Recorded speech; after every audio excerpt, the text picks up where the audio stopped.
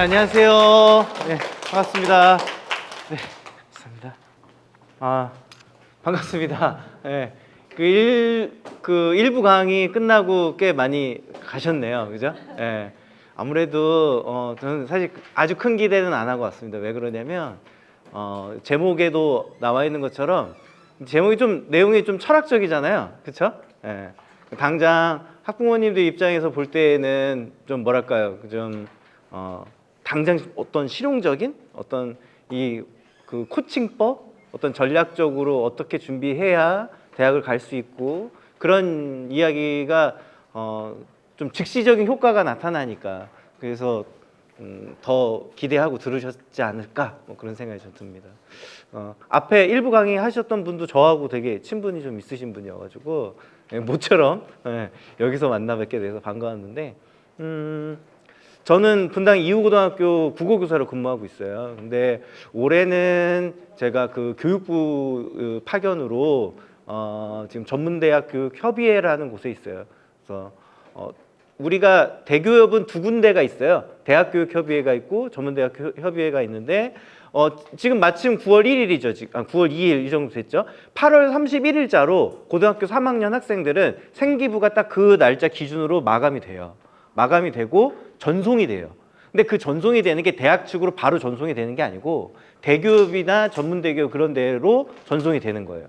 그리고 난 다음에 내가 어느 대학을 지원을 하면 그 대학교가 이 학생이 지금 우리 학교에 지원했네. 그러면은 그 대교협에 있는 그 데이터 생활기록부를 거기서 이제 빼가는 거죠. 예, 그런 형태예요. 그래서 그런 곳에서 제가 파견 근무를 하고 있는데 파견 교사가 저 한 명이에요. 예, 대학교육협의회 그 일반 대학 담당하고 계시는 파견 교사 선생님도 한 분이에요. 그 전국의 파견 교사는 그래서 두 명이에요. 예, 우리의 역할은 뭐냐? 전국에 있는 학교들을 다 다니면서 뭐 입시 설명회도 하고 뭐 진로 강의도 하고 진학 강의도 하고 막 그러는 건데 그래서 저는 이제 제 주변 사람들에게 그렇게 얘기합니다. 아마 컨설팅 같은 거 고등학교 3학년들을 많이 받지만 그 사설기관들이잖아요. 국가에서 공인한 컨설팅을 해도 되는 사람은 전국에 2명밖에 없다. 네, 제가 그 중에 한 사람이라고 얘기할 수 있을 것 같은데 그 사실 그러다 보니까 너무 지방 출장이 많아요. 그 제가 4월 달인가 5월 달인가는 좀 가장 많이 어떤 달은 12,000km를 달렸더라고요. 한 달에. 예. 엔진 오일을 2번 갈았습니다. 예.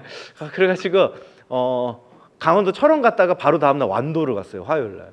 그 수요일 날 경북 상주에 있는 상주여자고등학교를 갔다가 목요일 날 부산 강서구에 있는 명호고등학교로 거기를 갔다가 그 제가 죽전에서 그 용인 죽전에 개인적인 사정이 있어가지고 거기 또 올라가야 되는데 쉬지도 못하고 또 올라갔죠. 그래서 그게 저의 하루 일과입니다. 그래서 올해 1년 동안은 그렇게 학교 수업을 안 하고 전국에서 이제 진로 진학 특강 하는 걸로만 나라의 명을 받았기 때문에 또 이렇게 했지만 또 동대문구에 온 거는 또 새로운 느낌입니다. 예, 뭐랄까요. 사실 토요일 날 공무원분들이 이렇게 일정을 내기가 쉽지 않을 텐데 이렇게 내주셔서 참 놀랍기도 하지만 여기 계신 학부모님들이 더 놀라운 거죠.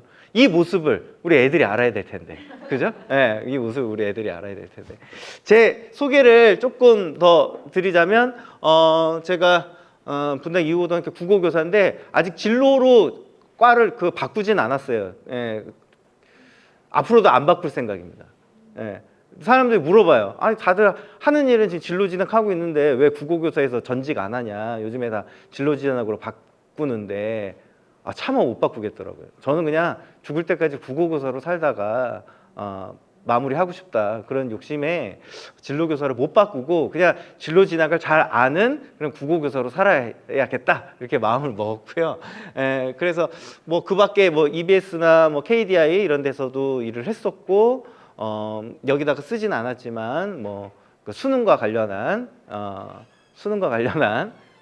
뭐 뭔지 아시죠? 예, 그런 일도 제가 구체적으로 말할 수 없어서 그런 일도 하고 있습니다. 올해는 참여 안 하려고요. 예, 자칫 잘못하다가 압수수색 당할까봐 올해는 그냥 피해가는 게 나을 것 같다라는 생각에 올해는 참여를 안 하겠다. 그리고 뭐 대학교에서 입학사정관 자문위원 이런 걸 했습니다. 제가 이 이력을 얘기하는 이유가 있어요. 왜 이 얘기를 했냐면 제 이력만 봤을 때는 굉장히 대학 지향적인 사람입니다.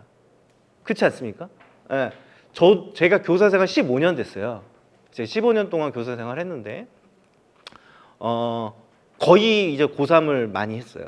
담임 거의 고3을 했는데 굉장히 입시 지향적으로 살았습니다.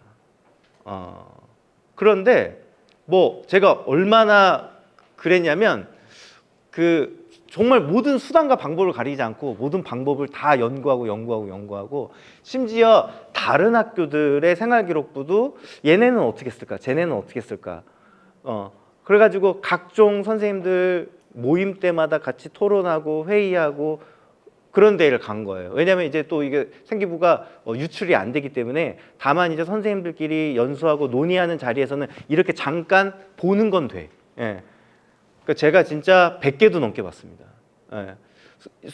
웃긴 말로 제가 원래 일반 고등학교에 있었는데 이후 고등학교 옮긴 거거든요. 예. 근데 옮겼는데 사람들이 왜 옮겼냐고 물어볼 때 제가 농담 반 진담 반 여기 생기부는 공개가 안 돼 있어가지고 내가 궁금해가지고 학교를 옮겼다. 네. 이런 얘기를 하기도 했을 정도입니다. 그러니까 완전히 뭐 입시에 미쳐 있었죠. 근데 제가 교사 생활 15년이니까 실제로 졸업시킨 애들들 이렇게 보면은 이미 30대들도 있죠. 그죠? 30대 중반 뭐 이렇게 있습니다. 근데 이렇게 보면은 다들 공부를 엄청 잘했다고 해가지고 꼭 행복한 건 아니더라고요. 근데 굳이 제가 이런 얘기를 하지 않아도 대부분 여기 어머님들은 알고 계세요. 그렇지 않습니까? 예. 이미 공부를 잘한다고 해서 소위 명문대를 간다고 해가지고 무조건 성공하는 건 아니고 무조건 행복한 건 아니라는 사실을 이미 부모님은 알고 계세요. 근데도 우리는 대학이라는 그거를 쉽게 포기를 못하죠. 이유가 뭘까요? 오늘 강의 제목하고 간 게 있어요. 불안한 겁니다. 예. 모든 확실한 게 없어. 그러면 사람들이 어떤 생각을 하게 되냐면 일단 뭐라도 따놔야겠다라는 생각을 합니다. 내가 예를 들면 취업이 잘 안 돼. 그러면 그 취업 준비생들이 뭐부터 하죠? 자격증 따고 토익 공부하고 그러지 않습니까? 자격증 따고 토익 공부하고 막 그래요. 똑같아요. 네, 마찬가지로 자격증 따고 토익 공부하는 것처럼 고등학생 때 그나마 일단 내가 뭐라도 확보해야 된다는 생각이 내신 성적. 내신 성적 어느 정도 좀 되면은 이제 또 모의고사 성적. 네? 그게 좀 어느 정도 이제 된다면 명문대를 보냈으면 좋겠다. 근데 이 고민이 끝나지가 않아요. 명문대 가고 또 끝납니까? 이렇게 제 제자들 보면은 이미 예비 백수예요. 명문대 가고 나서도 뭐 삼성 같은 경우에도 직무능력 검증, 적성고사, 시험 모의고사 사서 공부해야 되지. 또 문과생들은 이제 공무원 쪽으로 많이 빠지잖아요. 그러면 공무원 시험 준비해야 되지. 아시겠지만 대학교 때 전공이랑 실제 공무원 시험 과목이랑 또 다르잖아요. 옛날에 그거 있었죠. 이거 좀 유명한 영화인데 안재홍 씨가 나왔던 영화인데 뭐였죠? 족구왕이었나? 하여튼 그런 영화가 있었는데 거기서 학교에 오래된 선배가 1학년 때 신입생이 딱 들어오니까 넌 꿈이 뭐니? 그러면 전 뭘 할 겁니다. 그러니까 그냥 공무원 시험 준비해. 그러니까 저 동아리 할 건데 공무원 시험 준비해. 친구 연애도 할 건데 공무원 시험 준비해. 이랬던 우스갯소리가 있는 것처럼 되게 힘든 거죠. 그냥. 그러면 사실 따지고 보면 지금까지 노력했던 것들이 약간 좀 허무해지는 순간들이 오는 거예요. 그러니까 학교에서 보면은 이런 애들이 있어요. 실용음악과나 연극영화과 가겠다는 애들, 요즘 예체능이 대세니까 아마 이 중에 자녀분들 중에서도 그런 친구들이 있을 수 있는데 실용음악과 가겠다고 하고 또 실용음악 학원 다니겠죠. 또 배우가 되겠다고 또 어떤 연기 학원 다니겠죠. 근데 여러분 그런 생각 안 해보셨어요? 주객이 굉장히 전도된 순간들이 있어요. 예를 들자면 이런 거예요. 가수가 되겠다고 생각을 했어요. 그래가지고 실용음악과 가겠다고 했어. 실용음악 학원 가겠다고 했어. 다니고 있어. 근데 나중에는 이게 주객이 전도돼서 가수에 대한 꿈은 완전 배제가 돼 있고 오로지 실용음악과 가는 것만이 내 인생의 목표가 되어버린 거예요. 서울예술대학교 실용음악과가 좀 유명하거든요. 거기가 그 여러분들 잘 아시는 가수 이무진 씨, 신호등 불렀던 그분이 거기 나왔는데 거기 작년에 수시에서 몇 명 뽑았는 줄 아세요? 남자 따로 여자 따로 뽑거든요. 남자 3명 뽑고 여자 3명 뽑아요. 남자 3명 뽑는데 750명 정도가 지원했어요. 여자는 더 힘들어. 여자 3명 뽑는데 1100명 가까이가 지원했어요. 근데 막상 저희 학교 애들도 그렇고 제가 교사생활 15년 경험상 실용음악 가겠다는 애들 너무 해맑아. 뭐 자기가 노래 제일 잘하는데 자기 친구들 중에서. 에? 그래서 네가 그렇게 담임 선생님 앞에서도 좀 한번 불러봐 주라. 그래서 또 노래를 딱 들어보면 제가 노래 되게 못하거든요. 제가 음치예요. 근데 얘 노래 딱 듣고 나니까 차라리 내가 더 잘하는 것 같아. 연기하겠다는 애들도 똑같아요. 연기하겠다는 애들도 막 선생님 뭐 평소 걔가 어떤 애냐면 자기가 그 메소드 연기를 보여주겠대. 그러면서 뭐 자기가 그 연극영화과 몇백 대 1이어도 자기 합격할 수 있다고 얘기를 하는데 평소 걔가 어떤 친구냐면 선생님 저 아파서 조퇴해야 될 것 같아요 하면서 콜록 그럽니다. 에? 발연기를 굉장히 많이 하는 그런 친구들 이렇게 보면서 이거 어떻게 해야 되나 이거 답답하죠. 그런 친구들을 입시에 대한 그런 되게 부담감을 갖고 이제 살아가곤 합니다. 제가 그런데 정반대의 경우도 본 적이 있어요. 정반대의 경우. 예를 들면 이런 거예요. 혹시 제가 그 아까 분당 이후고등학교 국어교사라고 소개를 했으니까 혹시 저희 학교 들어보셨나요? 들어보셨어요? 어떤 이미지로 알고 계신가요? 이게 대안학교인데. 대안학교인데. 근데 이렇게 네. 유명해지게 된 거는 거기서 서울대를 보내서 엄마들이 관심사를 이렇게 한꺼번에 받게 되는 기회가 생겨. 그래서 혹시 다른 분들은 없나요? 다른 분들 없으세요? 저희 학교는 대안학교입니다. 대안학교인데 제가 이제 일반 고등학교에서 근무하다가 개인적으로 이 학교가 갖고 있는 뜻이 좋아서 옮겼어요. 저한테는 되게 쉽지 않은 선택이죠. 직업을 바꾼다는 거. 근데 직장을 바꾼다는 거. 근데 제가 그 전에 굉장히 아까 전에 저런 이력처럼 굉장히 입시 지향적으로 굉장히 살았는데 물론 제가 이후고등학교로 학교를 옮기고 나서 바로 갑자기 사람이 돌변했다? 그렇게는 말 못합니다. 저 역시도 8년 이상 일반 학교에 있었기 때문에 그리고 나서 8년? 6년, 7년 이상 있었기 때문에 그리고 여기 와가지고 8년 되는데 처음에 한 4, 5년 동안에는 여전히 그 물이 덜 빠졌어요. 입시에 완전 빠져 살았던 물이 덜 빠진 거예요. 제가 예전에는 진짜 이런 얘기는 약간 좀 위화감이 생길 수도 있는데 제가 옛날에 그냥 입시에 완전히 미쳐 있을 때는요. 제가 또 과목이 국어지 않습니까? 네, 과목이 국어니까 지금 올해부터는 자기소개서가 없어졌죠. 올해부터는 자기소개서가 없어졌는데 자기소개서도 처음부터 끝까지 하나하나 다 검토했어요. 지금 녹화를 하고 있기 때문에 검토라고까지만 말하겠습니다. 실제로는 되게 많이 개입을 했어요. 네, 굉장히 많이 개입을 했고 심지어 저는 약간 좀 완벽주의적인 경향이 있어서 애들이 그거 UA 어플라이나 그 진학사 어플라이 그 접수처가 딱 2군데거든요. 대학교는 그 접수하기 직전에 접수할 때 아이디 비번도 다 제출받았어요. 애들 실수할까봐.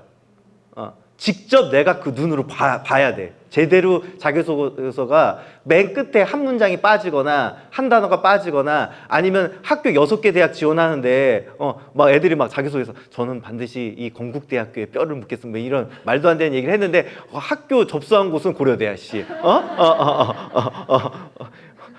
자기소개서 한 벌을 만들었어도 학교 6개 지원하게 되면 이름 바꿔야 될 거 아니에요. 그죠? 네. 근데 아무튼 그런 것들도 실수를 할 수 있기 때문에 다 꼼꼼히 다 보고 봐야 돼서 완전히 칼같이 그렇게 했어요. 이거는 아주 가벼운 거고 더 심할 때는 진짜 지독했을 때는 뭐 이런 적도 있어요. 그 기회균형 전형을 쓰고 싶은 거야. 근데 아버님이 안 계신 건 내가 알겠는데 가계 소득이 한 10만 원 정도 더 나오는 거지. 그래서 어머님을 불렀어. 그래서 그 월급 받으시는 것도 있고 그리고 또 아버지 유족연금 받는 것 때문에 넘는 것 같은데 그 유족연금만 안 받으면은 그 한부모 가정 등록되고 이거 쓸 수 있을 것 같은데 그 저한테는 지금 너무 부끄러운 과거예요. 미친 거지. 그래서 근데 어머님은 그 바로 다음 날 그걸 포기했어. 진짜로. 근데 그거 포기했다는 거는 굉장한 거예요. 왜냐면 나중에 번복이 안 돼. 예. 앞으로 이제 쭉 돌아가실 때까지 계속 이제 못 받는 거예요. 근데 이제 공은 저한테 넘어온 거죠. 난 얘를 무조건 합격시켜야 돼. 그러니까 되게 어려운 케이스였어요. 왜 그러냐면 요즘 인기 있다는 간호학과는 가고 싶다고 그러고 집안 형편은 굉장히 어렵고 또 뭐 이런 보건의료계는 등록금이 높고 그러니까 국립대를 보내고 싶은데 국립대 간호학과를 보내고 싶은데 성적이 못하는 건 아닌데 저는 그 컴퓨터 합격 예측 프로그램도 안 믿어요. 합격 예측 프로그램도 나름의 알고리즘화 해가지고 어느 범위를 이렇게 만들어 놓은 거잖아요. 저는 제가 다 수작업으로 계산합니다. 그 대학 진학한 거에 따라서 다 계산하고 막 그랬어요. 근데 점수가 조금 모질라. 근데 내가 만약에 이 전형을 쓰면 이것도 이 전형을 썼을 때 바로 합격이 아니야. 그 추가 합격으로 딱 문 닫고 들어갈 것 같아. 이 모든 계산이 다 이루어졌어. 그러니까 이거 어떡하지? 해서 저한테는 그 당시로서는 나름대로는 그 환경에서 최선을 다한 거였는데 지금 이렇게 돌이켜 봤을 때는 그거 광고만이 전부였을까? 뭐 그런 생각도 좀 합니다. 또 한 번은 또 그런 적 있어. 그래서 결국에 합격을 시켰어요. 그래서 그게 맛을 봐서 그런지 한 번은 또 이런 적이 있어요. 대부분 그 교사가 가정 상황을 좀 대충 알잖아요. 그러니까 한 번은 또 다른 분 같은 경우에는 어머니 제가 아버님하고 10년 넘게 내외 막내 아내신 걸로 알고 있고 아이도 아버지 본 지 10년 넘었다고 하는데 근데 아직 서류 정리 안 됐잖아요. 이번 기회에 서류 정리하시죠. 근데 그분은 고민하다가 안 하셨어. 근데 내가 어쨌든 좀 후회됐어요. 그 말을 하고 나서 그런 적도 있었고 또 다른 부작용이 생기기 시작했습니다. 제가 워낙에 입시로 이게 막 미쳐 있다 보니까 사실 교사들도 누군가의 학부모잖아요. 그 교사 학부모들이 저한테 이거 어떻게 해야 돼, 저렇게 해야 돼, 우리 학교 아니더라도 저한테 많은 분들이 컨설팅을 의뢰하시고 많이 했어요. 근데 어느 때는 어느 선생님은 이번 기회에 나도 이 덕분에 이걸 부실 삼아 남편에게 요구를 할 수 있을 것 같다. 우리 장군간 떨어져 있으면 좋겠다. 이런 얘기 우스갯소리로 한 사람도 있었습니다. 근데 되게 미쳐 있었는데 제가 이 고등학교 오고 나서 충격적인 일을 겪습니다. 어떤 일을 겪냐면 한 친구가 우리 반에서 한 2등 정도 했어요. 그럼 꽤 잘하는 친구죠. 반에서 2등 정도도 상당히 잘하는 거 아닙니까? 근데 그러는 거야. 대학을 안 가겠대. 그러니까 아예 원서를 안 쓰겠다는 거야. 뭐지? 어떻게 해야 되지? 왜냐하면 제가 이제 이렇게 사는 게 염증이 나가지고 과감하게 제가 있던 학교를 버려버리고 이거 볼지도 모르는데 이거 녹화 중이지 진짜.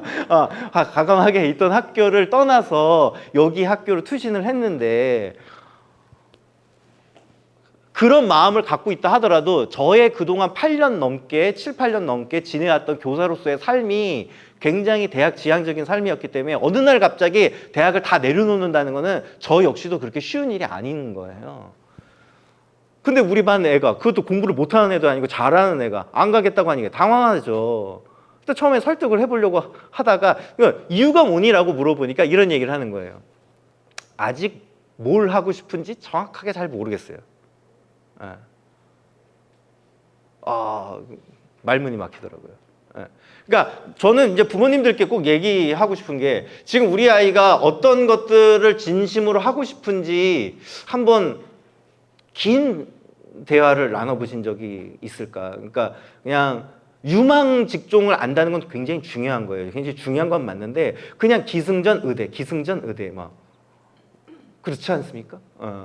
제가 여기 동대문구 전에 저 구리시청에서도 강의를 했었는데 올해 저번 달에 구리시청에서 강의를 했는데 저 강의는 뭐 한 이 정도 분 숫자 오셨어요.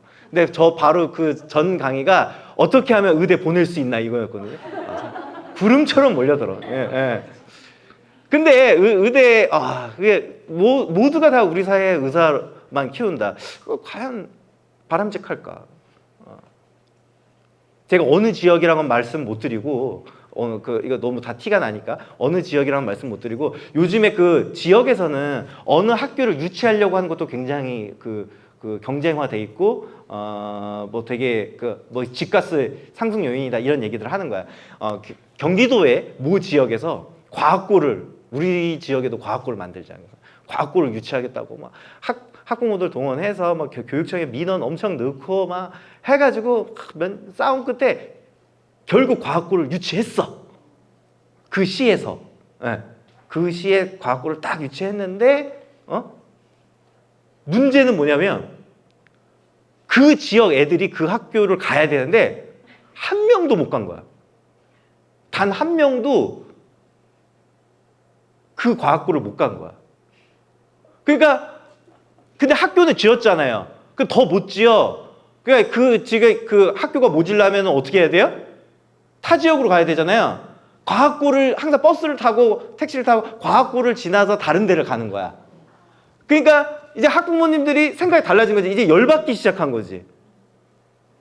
이제 저 학교 이전시키라고, 옮기라고, 없애라고 계속 민원이 올라오는. 이게 무슨 개그입니까? 그렇죠? 예. 아무튼 그런 현상인데 또 제가 안 가겠다고 하니까 이유가 뭐 아직 진짜 하고 싶은 게 뭔지 결심하지 않았다. 그래? 너가 그렇게 결심한 이유가 뭐니? 라고 물어봤더니 어느 날 인간극장을 봤대요. 인간극장을 봤는데 덴마크에서 호떡 파는 한국인 청년 이야기가 나온 거야. 자기도 아직은 잘 모르는 뭘 하고 싶은지 잘 모르는 이 상황에서 외국에 가서 뭔가 여행도 하고 알바도 하고 수많은 외국인 친구도 만나고 그러다가 자연스럽게 자기가 진짜 하고 싶은 게 뭔지 찾아보겠다 그러는 거예요. 다시 또 저의 무기 학부모님께 전화를 했죠.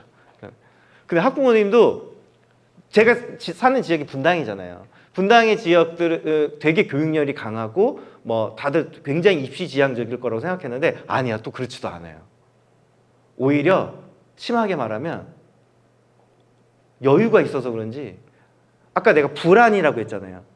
강의 제목처럼 여유가 없으니까 불안이 생기는 거예요. 정신적 여유가 없으니까. 그러니까 물질적이든 정신적이든 여유가 있으신 분들이 오히려 리버럴해. 뭐 지가 알아서 지 인생 지가 알아서 살겠죠 뭐 이러는 거야. 그렇구나. 결국에는 제가 그 친구는 대학을 못 보냈어요. 예. 그러니까 막 저는 막 되게 필이 받아 있었거든. 막 7등급 뭐 이런 애들도 그 소위 그 몇 손가락 안에 드는 대학 막 보내고 막 그랬을 때 뭐 나의 내가 정말 성공했구나 막 이런 뽕이 올라 있을 때였거든 막. 근데 안 가겠다고 하니까 뭐 어떡하겠어요. 알겠다. 그리고 나서 뭐 졸업식을 했어요. 근데 아세요? 요즘에 졸업식을 대학교 결과가 안 좋은 친구들은 졸업식에 안 오는 경우도 꽤 많아요. 옛날하고 달라요. 여러분들 부모님 세대들은 졸업식은 무조건 가는 날이고 졸업식도 그 출석일이잖아요. 요즘에 안 와. 그런 애들도 많아요. 근데 얘는 졸업식 때 누구보다도 해맑게 웃으면서 사진을 찍고 있더라고. 내 진짜 속이 뒤집어져가지고 알겠다. 그리고 나서 또 이게 사람이 또 새로운 애들이 또 들어오고 교사라는 직업이 또 새로운 애들에게 맞춰서 이제 수업 준비해야 되고 그것도 잊혀질 거 아니에요. 근데 2월 달에 졸업하고 나서 4월 달인가 5월 달인가 TV를 이렇게 틀다가 우연히 딱 엠넷이 딱 걸렸는데 그 프로듀스 101 방송을 딱 하는데 거기에 걔가 놀라지 마십시오. 예, 방청객으로 나온 거야. 아니 근데 아이돌 가수 오빠들 보고 와 막 하고 있는 거야. 그래서 요즘에 제 제자의 근황을 그렇게 봤어요. 그러고 있구나. 그러다가 또 한 2달 지났어. 고등 래퍼라는 방송을 하는데 거기 저희 반 학생이 나와 출연을 했어요. 그래가지고 본 거야. 근데 봤는데 아니 걔가 또 이번에도 방청객으로 거기 또 나오는 거야. 아 이게 뭐야 이게.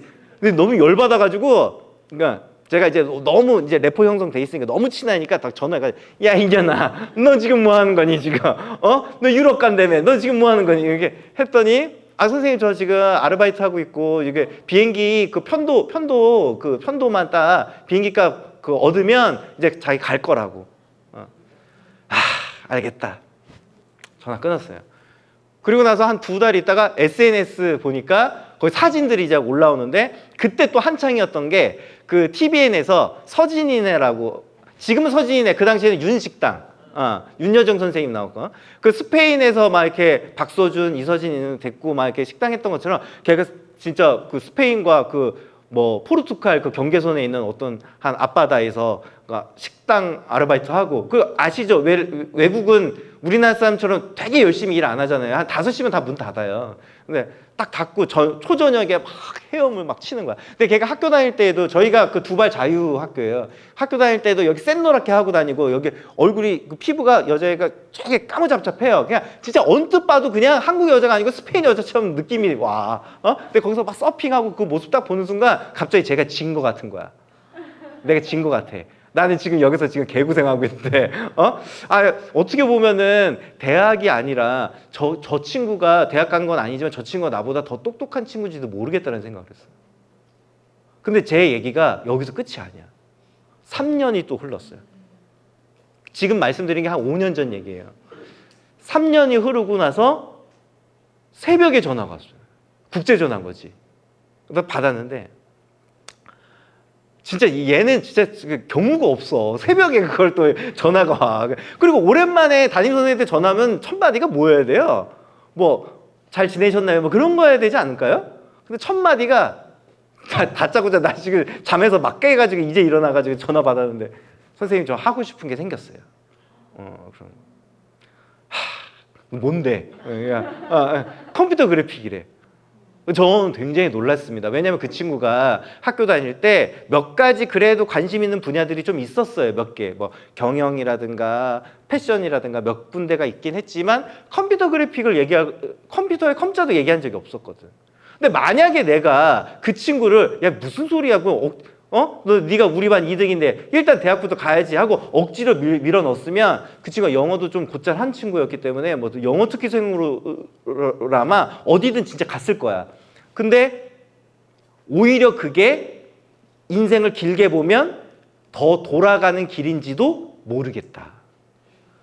남들이 봤을 때는 3년을 까먹은 것처럼 보여도 어찌 보면 유럽에서 수많은 사람들을 만나고 또 인생 경험하고 아르바이트하고 또 뭐 나름대로 외롭게 지내기도 해보면서 또 고민도 하고 삶에 대한 성찰도 하고 그 과정 속에서 내가 진짜로 하고 싶은 게 이거구나라고 찾은 그 친구가 인생을 길게 보면 어쩌면 더 빠른 길을 가고 있는 건지도 모르겠다 라는 생각을 하게 된 거죠.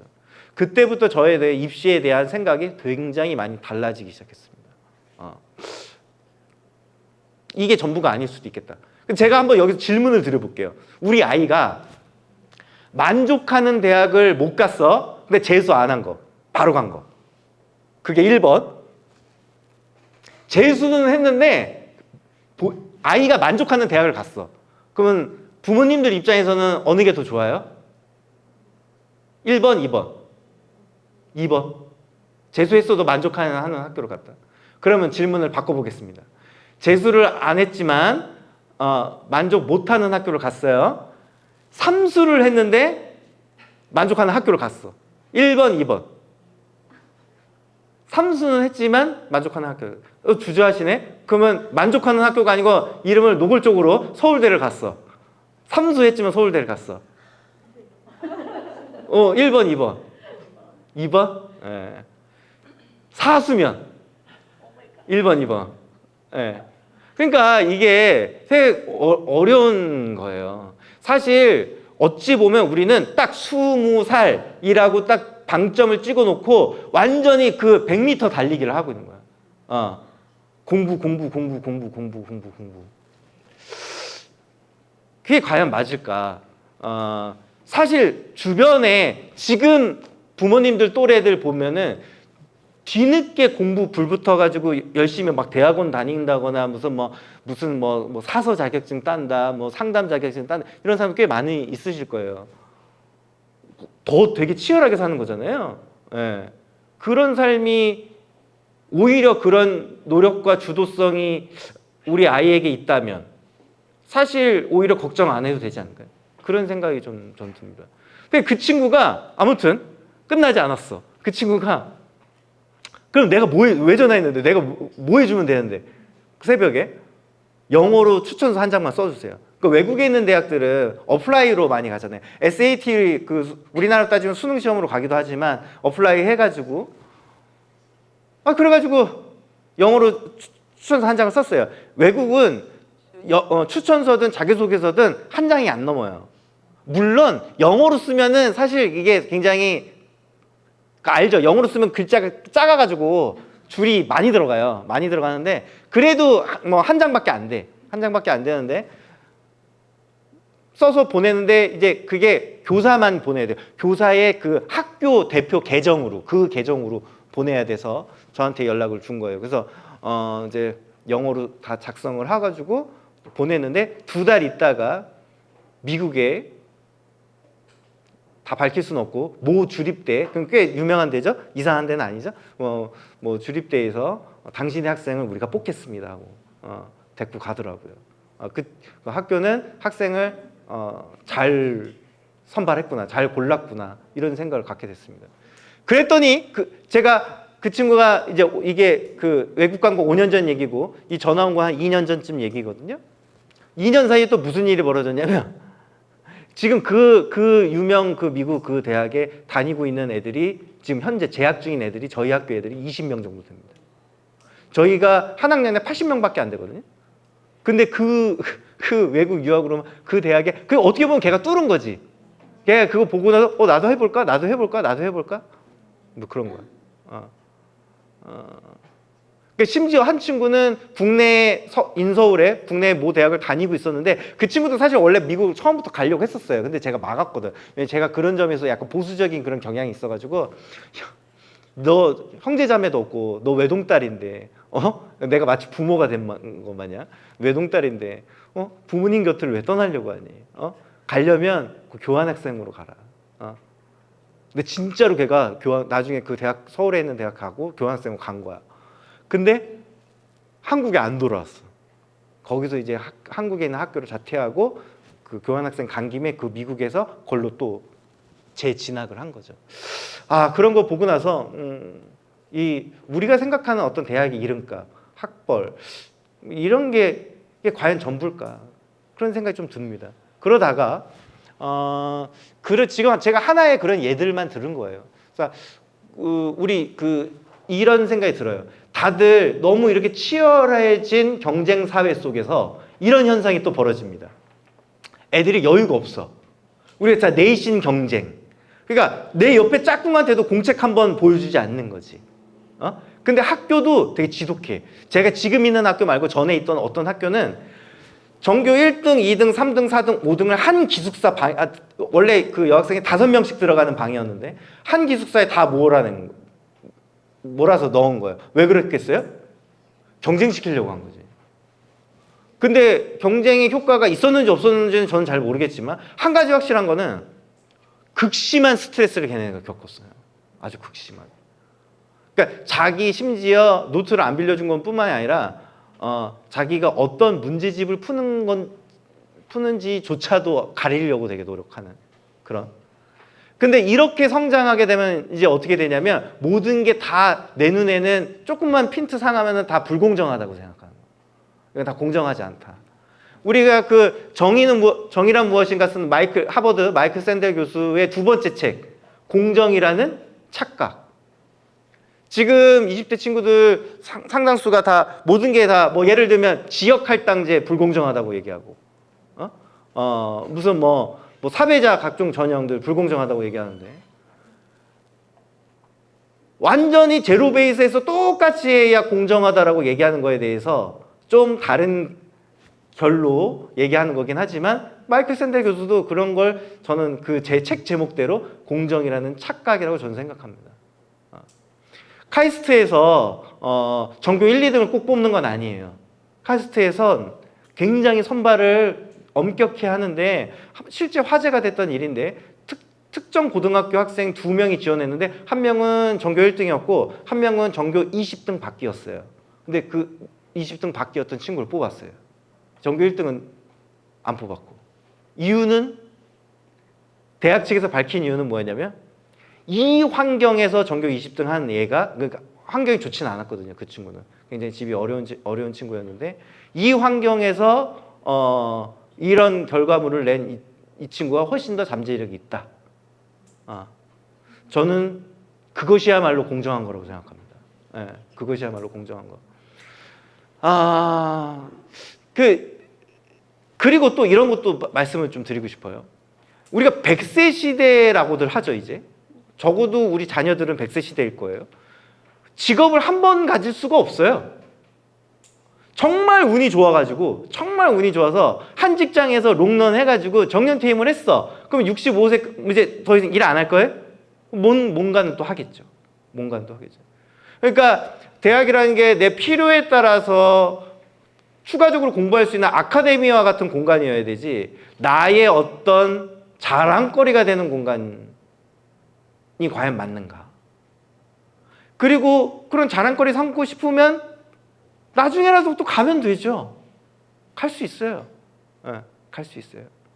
저는 대학을 4번 나왔습니다. 4번 나왔어요. 첫 학교에서 국어 국문학을 했고, 두 번째 학교에서 국어 교육학을 했고, 세 번째 대학에서 방통대, 세 번째 대학은 방통대였어요. 방통대에서 법학을 했어요. 제 동생이 법대를 나와서 늘 부러웠나 봐요. 예. 그리고 나서 네 번째 대학은 우리 집에서 제일 가까운 내 퇴근하고 뭐 퇴근이든 뭘 하든 어쨌든 이게 좀 비벼서 갈 수 있는 학교, 제일 가까운 학교. 그래서 제가 이제 분당에 사니까 죽전, 예, 당국대학교를 다니는 거죠. 아직 다니고 있어요. 네 번째 학교 곧 졸업할 거예요.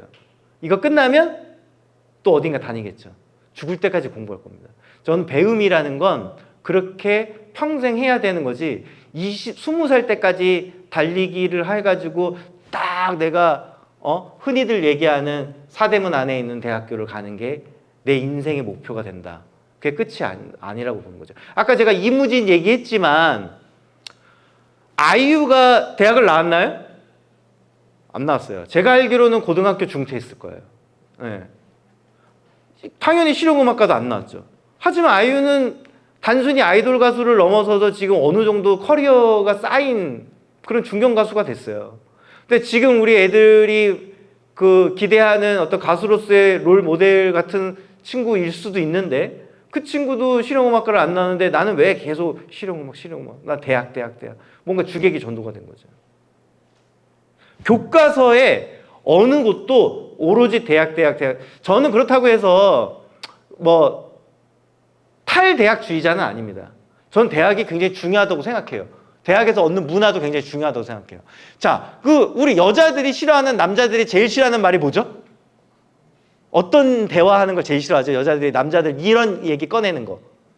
군대 얘기. 또 하나. 축구 얘기. 제일 싫은 건 군대에서 축구한 얘기. 그렇잖아요? 근데 여기서 되게 중요한 함정이 있어요. 그나마 그런 흔해 빠진 얘기도 군대를 갔다 온 사람만이 할 수 있어요. 그렇지 않습니까? 마찬가지로 요즘에는 수시 합격하고 많은 친구들 또는 진학을 포기한 많은 친구들이 수능을 안 봐요. 옛날에 부모님 세대들은 수능을 그냥 당연히 보는 거라고 생각했는데 지금은 안 보는 친구들도 꽤 많아요.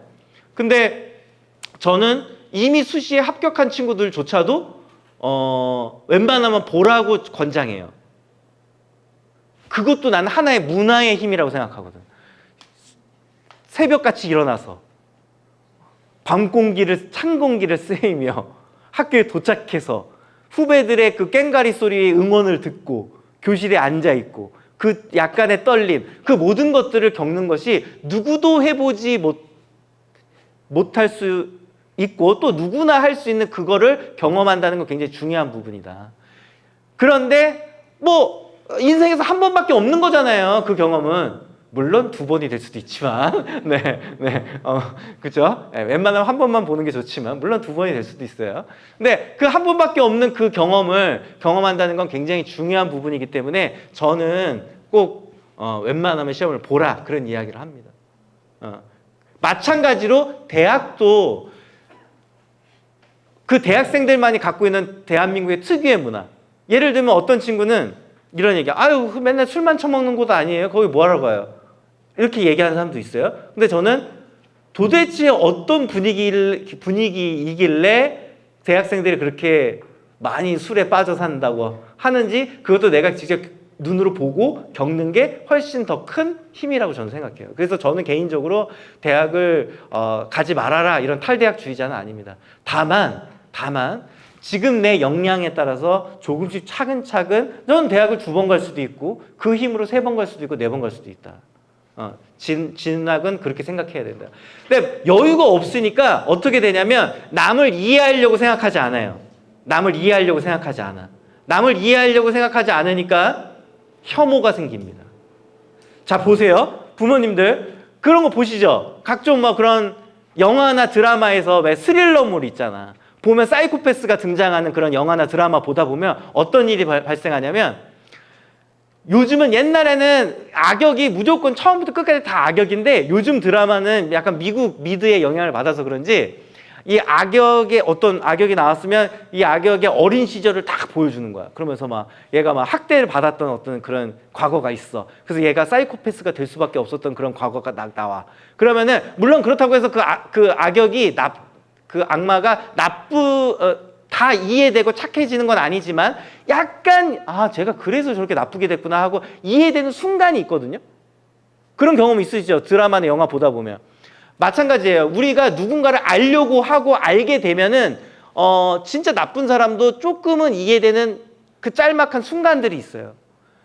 그러니까 우리가 마음의 여유를 갖고 주변을 이해를 해야 돼. 근데 우리 애들은 지금 어떤 현상이 벌어지고 있냐면 모두가 그럴 여유가 없어요. 치열해. 막 새벽 몇 시까지 공부해야 되고 그 외에는 그냥 다 적이야. 내가 이겨야 돼. 그렇게 해가지고는 그렇게 20대, 30대 되면은 주변을 돌볼 여력이 없는 거예요. 주변을 돌보고 살 시선을, 관점을 갖고 있지 않게 되는 거예요. 제가 작년에 있었던 일인데 어떤 커피숍에 앉아 있었어요. 제가 그 업무를 보려고 집에서 집중이 잘 안 되니까 커피숍에 가가지고 좀 그 분위기 속에서 이렇게 하면은 좀 잘 될까 싶어가지고 딱 있는데 저쪽에 중학생 남자애들 5명이 앉아 있는 거야. 보통 어떤 느낌인지 아시죠? 남자애들끼리만 중학생 5명 모여있으면 분위기가 어떨지. 입 열면 다 욕인 거야. 네. 그 10마디 중에 9마디. 우리 애는 집에서 욕 안 한다. 학교 교사 입장에서는 아니에요. 네. 집에서의 모습과 학교에서 모습은 네. 인간과 거의 그 반인반수의 모습. 네. 전혀 다르다. 완전히 막 욕을 하는데 가장 충격적인 건 뭐였냐면 이런 거야. 맥락상 A라는 친구가 B라는 친구한테 이런 얘기를 하고 싶었던 것 같아. 병신이냐? 이런 말을 하고 싶었던 것 같아. 근데 그렇게 얘기 안 하고 뭐라고 했냐면 이건 어떤 정치적인 얘기 아닙니다. 김대중이냐? 이런 거야. 그게 너무 충격적인 거죠. 근데 그 친구들이 김대중 대통령을 알까요? 태어나기 전에 사람인데 이제 중학생이 몇 살이야? 한 13, 14 막 그럴 거 아니에요. 15. 그러니까 뭐예요? 마치 그들의 어떤 그 언어 속에 그 밈처럼 그냥 남겨진 거죠. 그게 그들도 거의 느낌만 아는 거야. 느낌만. 그러니까 이거는 병신이냐? 이 말을 하려고 쓸 때 쓰는 용어다라는 거 느낌만. 근데 자, 아까 1번, 2번 했으니까 그거 한번 얘기해 볼게요. 명문대를 갔어. 서울대를 갔어.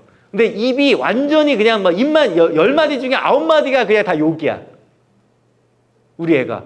그런 거랑 서울대는 아니지만 내 주변 사람들이 다 좋아해. 우리 아이를. 어느 게 좋을까요? 제가 교사를 하다가 그런 경우가 있어요. 와, 진짜 저 친구는 성격이 좋다 이걸 떠나서 잘 살겠다. 한번 이런 적 있어요. 제가 지금은 안 그러는데, 제가 지금은 나이를 먹어서 그렇게 안 그러는데, 옛날 저 15년 전에 이제 젊었을 때에는, 20대 때는 제가 막 그랬어요. 막 애들한테 삐질 때가 있는 거야. 삐질 때가. 아침 조회 종례하다가 열받는 거지. 애들 너무 말 안 듣는 거야. 그래가지고 막 화를 내고 교무실에서 씩씩거리고 있어. 근데 한 학생이 와. 근데 그 친구가 반장이 아니에요. 여기서 중요한 건 반장이 아니야. 반장이 아닌데 막 와가지고 나한테 그러는 거지. 약간 그런 거 아시죠? 반말하는 것처럼 하면서 되게 친근하게 얘기하는 거. 예. 내가 그래도 얘보다 12살 넘게 많았을 텐데, 아이고 그냥 화 풀어 좀, 애들도 미안해 해. 딱 그러는 거야.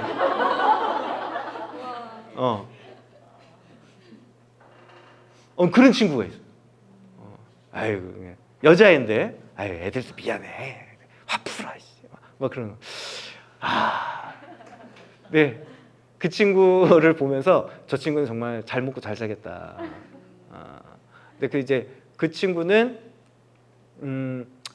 계속 지역 사회에서 살았어요. 그래서 공부를 잘했던 친구는 아니었기 때문에 막 엄청나게 화려한 직장을 간 건 아니지만 자기 그 지역에서 살다가 그 지역에 있는 지역 우체국의 직원이 됐어요. 잘리지 않는 정직원으로. 예. 그러니까 대학은 정말 이름 없는 전문대를 나왔지만, 그리고 전공도 호텔 조리였으니까 전혀 상관없는 직업을 갖게 됐지만, 그 친구의 그런 성품이 그게 가능했으리라고 저는 생각합니다.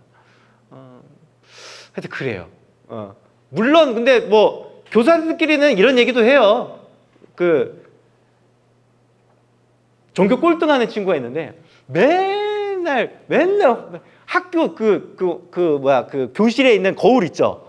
맨날 그 거울에서 화장. 그래가지고 무슨 이게 중간중간 크림이 이렇게 묻어. 그래서 거울이 항상 그렇게 비비크림 자국이 나 있어. 그래서 맨날 이렇게 화내고 막. 그러면서도 선생님들끼리 나중에 제가 제일 행복할지도 몰라요. 딱 그런. 아니나 다를까 이 얼굴이 이쁘니까 시집을 잘 갔네. 여기서 불편한 진실. 대학보다 시집장가가 더 중요하다는 사실. 허탈하죠? 네. 네. 그런 일들도 있어요. 그러니까 선생님들끼리 그런 얘기도 하거든요.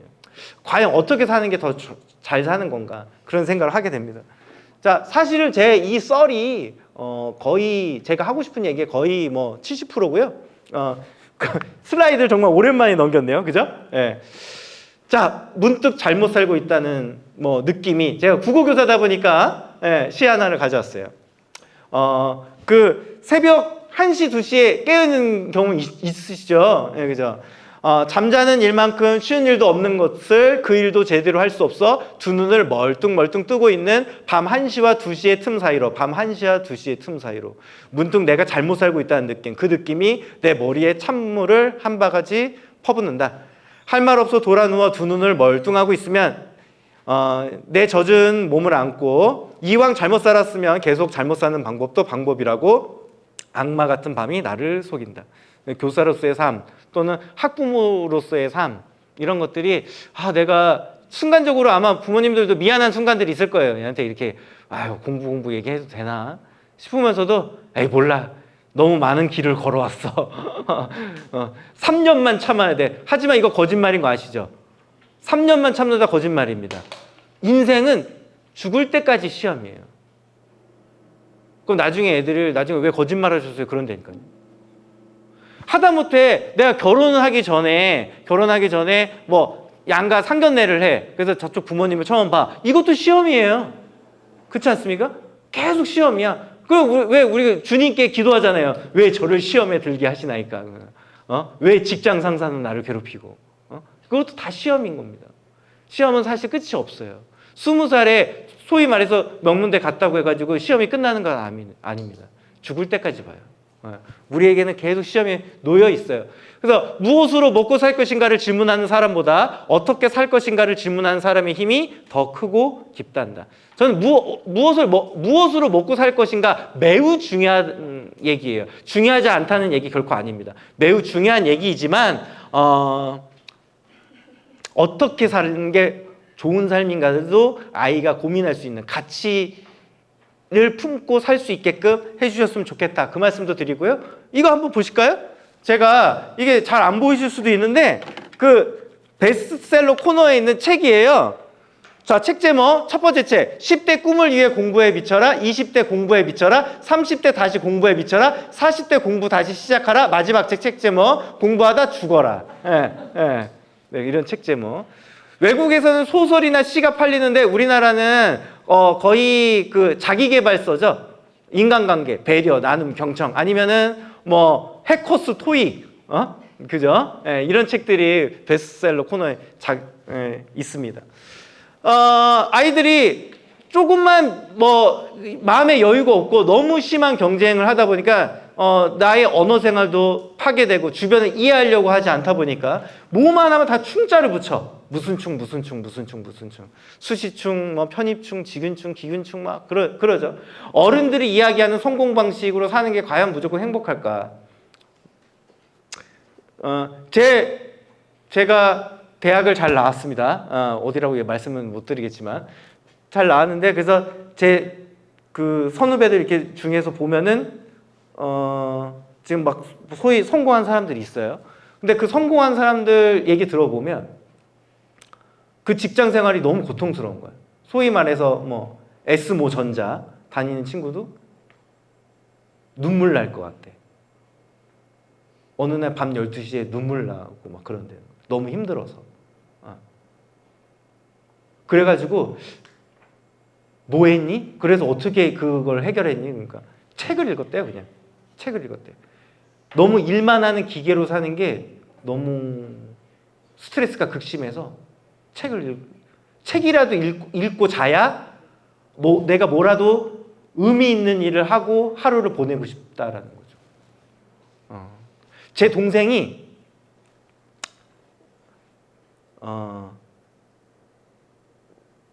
아이고 이걸 얘기하면 다 그냥 얘기하죠. 금융감독원을 다녀요. 그래서 되게 그 나름 그 공부도 잘 했고 직장도 잘 다니고 있지만 그런 얘기를 하는 거예요.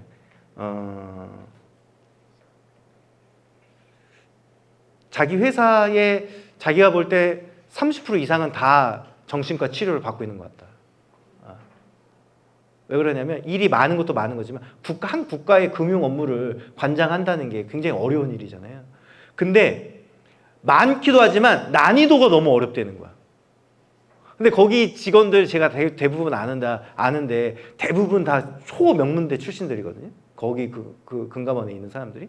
근데 어렵대. 일이 어렵대. 많은 것도 많은 거지만 너무 어려워가지고 힘들다는 거야. 다시 공부하고 해도. 그러니까 삶이 너무 불쌍해. 제 동생 아직 결혼 안 했지만 못했지만 공부하다가 또 일하다가 그렇게 세월이 그냥 훅 지나가 버린 거예요. 어떻게 행복하게 노는지 그 방법도 잊어먹은 거지. 근데 우리 학교에서 애들 보면은 내일 모레 저 수능 모의고사고 내일 모레 기말고사인데 남자애들 그 10명 모여서 공채하는 애들 보면은 아주 행복해요. 아주 아시잖아요. 그 방글라데시나 파키스탄이 행복 지수는 더 높은 거 거의 그런 느낌이죠. 다니면서 가슴을 치면서도 또 흐뭇하기도 하고 막 그렇습니다. 그래서 애들이 막 그런 얘기예요. 오늘 수업 시간에 뭐예요? 왜 배워요? 무슨 쓸모가 있어요? 이런 질문들은 뭐냐면요. 굉장히 교육을 소비지향적으로 바라보는 거예요.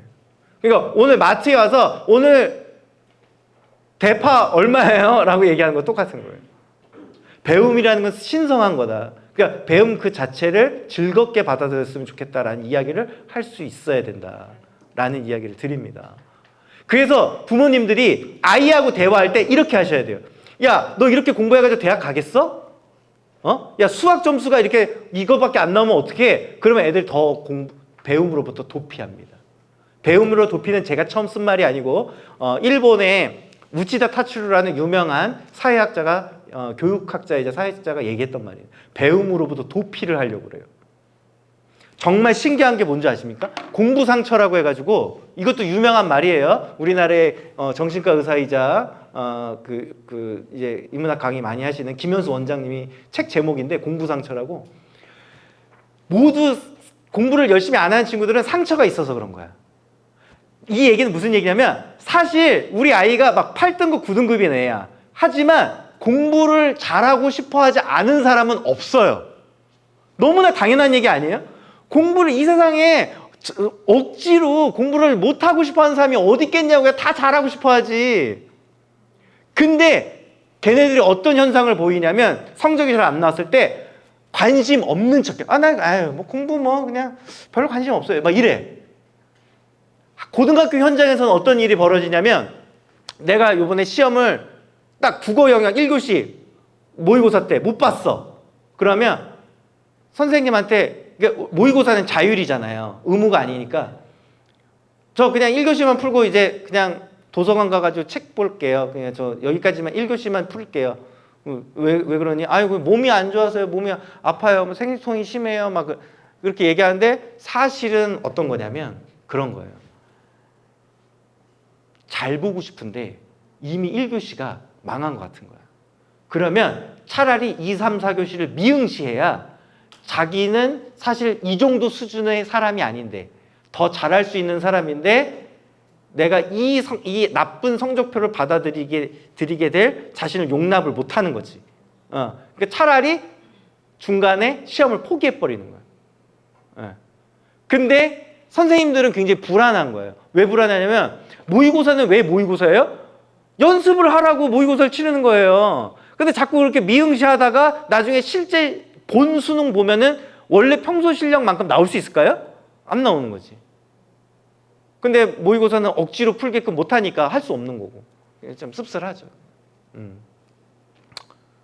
그래서 우리 애가 말은 저는 뭐 다른 거 잘하잖아요. 다른 거 할게요. 막 이렇게 말은 그렇게 하더라도 실제로는 공부를 잘하고 싶어하는 아이일 수도 있어요. 되게 물어봐야 돼요. 애둘러서 한번 탐색도 해보고.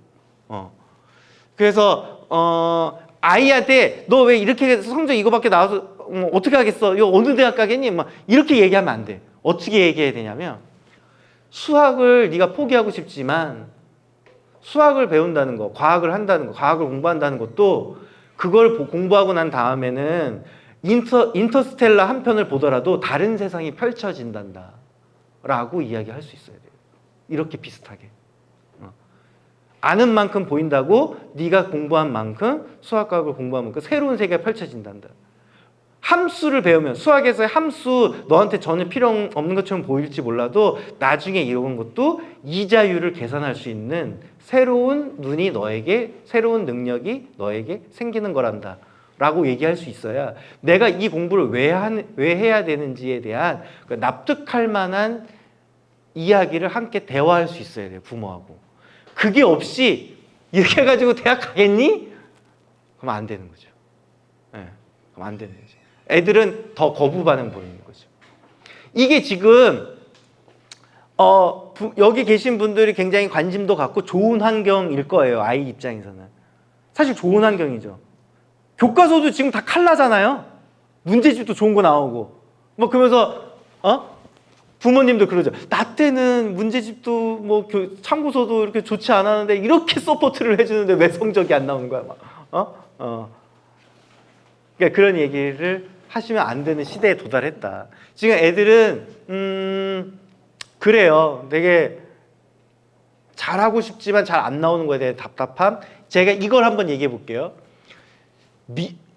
중국, 한국, 일본이 정말 오묘하게 달라요. 거의 10년, 20년 차이가 있어요. 예를 들자면 이런 거예요. 중국에 지금 베이징이나 상하이에는 학교에 교실을 가보면 한 70명에서 100명이 앉아 있어요. 책상에 바닥바닥 붙어 있어. 그리고 선생님은 모든 수업이 웬 말이야. 그냥 판서만 해. 말씀도 안 하셔. 그냥 칠판에 판서만 해. 그럼 애들은 깜지 쓰듯이 딱 이렇게 베껴 쓰는 거야. 우리의 옛날 학교의 모습이에요. 그쵸? 네. 그리고 일본은 지금 어떠냐? 일본은 학교 밖 청소년이 20%에 육박해요. 예. 선진국병이에요, 선진국병. 원래 선진국들이 중고등학교 그만두는 애들이 많아요. 예. 왜냐? 오히려 선진국화될수록 실업률이 높아요. 높은 데가 많아요. 사회보장 제도가 잘 돼 있고, 그리고 내가 도저히 이 경쟁에서 이길 수 없을 것 같다는 생각들을 하게 되고, 어른들이 꼭 우리를 지켜주는 게 아니다라는 판단을 하게 되면 아예 학교로부터, 공부로부터, 배움으로부터 도피하는 거죠. 그럼 우리는 어떤 모습일까? 저는 개인적인 생각에, 아까 말씀드린 우치다 타치로 교수 같은 사람도 얘기했던 거지만, 저는 개인적인 생각에 중국과 일본의 한 가운데쯤 있는 것 같다라는 생각이 들어요. 우리도 학교 밖 청소년이 지금 10%에 육박하고 있어요. 아마 우리 애들은, 여기 계신 분들은 아이가 정상적 학교를 다니는 애들이 대부분일 테니까 그런 느낌이 없겠지만, 현실은 아니에요. 현실은 자퇴생이 엄청나게 많습니다. 엄청나게 많아요. 마음이 아픈 친구들도 많아요. 정작 우리 아이는 아닐 것 같죠. 이건 학부모들한테도 공개를 안 하는데, 중1, 고1은 심리검사를 받게 돼 있어요. 모르시죠? 그러니까 공유를 안 하니까. 원래 그 상담 심리 기록은 철저하게 비밀을 유지하기 때문에 공개를 안 해요. 근데 중1과 고1은 전국의 어느 고등학교든 어느 중학교든 1학년 때 처음에 학교급 들어갔을 때 그걸 해요. 그 상담 심리 검사를. 우리나라 평균적으로 10명 중에 1명은, 그러니까 10% 이상, 최근에는 10에서 15% 사이 정도가 자살 위험군으로 뜹니다. 자살 위험군으로. 수도권이 전 더 높을 거라고 봐요. 평균이 10에서 15니까 난 수도권이 높을 거라고 봐요. 선생님들이 이걸 비밀을 유지하기 위해서 얘기를 잘 안 하는 거지, 사실은 굉장히 살아놓은 것 같습니다. 저도 담임할 때 그런 전화 안 받은 것 같으세요? 저도 예를 들면 왜? 그러니까 선생님 저 옥상입니다. 잠이 다 달아나요. 네. 그래서 담임하고 싶지가 않아. 그냥 헉 하는 순간이 한두 번이 아니에요. 카이스트에서, 이거 아마 네이버 같은 데서 나중에 한번 쳐보세요. 카이스트에서 그 극단적 선택 자살 이렇게 치면은 아마 찾아보실 수 있는데 매년 사망자가 나왔어요. 자기 중고등학교 때 공부 제일 잘했거든. 전교 1등만 했거든. 근데 카이스트 갔더니 아니거든. 그러니까 공부라는 게 어떤 건가라는 생각을 다시 한번 좀 해봐야 되지 않을까? 그런 말씀도 한번 드립니다. 자, 이 성공으로 가는 길에 정답이 있을까? 제가 아까 전에 그 말씀드렸죠. 그 덴마크에서 호떡 장사하는 친구. 그 친구 모습을 보면, 이거 소리 좀 키워줄 수 있으신가요? 네. 소리 나오긴 하네요. 네. 이게 그 유튜브 한 장면인데 실제 그 덴마크의 모습이에요. 되게 행복해 보이지 않나요, 그냥? 네. 꼭 지금 대학생활 하는 거 아니더라도 즐겁게 거기서 학교에서 공부도 마치고, 또 자기가 푸드트럭 같은 걸, 처음에는 자전거 트럭이었어요. 자전거로 움직이는. 그래가지고 그냥 호떡을 장사를 한 거예요. 근데 그 친구는 그냥 친구가 아니고 덴마크 공대 그 제일 좋은 학교를 석사까지 다 마친 친구예요.